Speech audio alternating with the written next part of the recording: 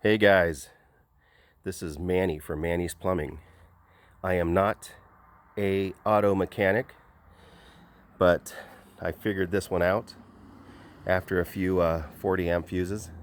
This is my 2006 Chevy Dually 3500 with the Allison transmission, Duramax. So as you can see here, there's my green fuses, and this right here is the fuse that kept blowing. It's the 40 amp ignition fuse. There's two of them, but for some reason this was the only one that kept blowing in the fuse box. So drove the car yesterday, went to the dump, went into town. The truck started fine. Came home and the darn thing wouldn't start. So watched a bunch of videos, and the one that basically in my troubleshooting process, what I did, how I figured this out, was I put a new fuse in it. I came down here old school, and I jumped the starter solenoid, which is right there.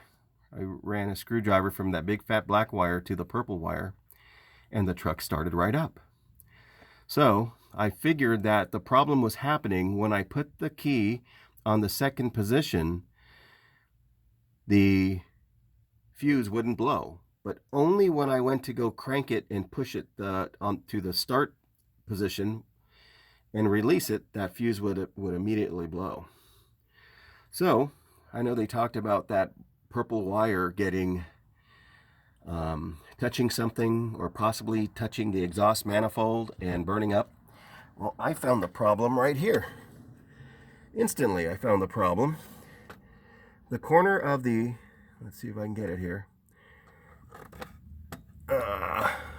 right there, the corner of the purple wire was touching the sharp edge of the starter motor, and it was grounding out right there. So right now, temporarily, you can see I did put some black tape on it. I did put it back together, and as soon as I get in the truck to turn it over, we have success. So here we go. Here we go. Let's get the key. Now you saw there in the beginning of the video how many burned out green fuses I had.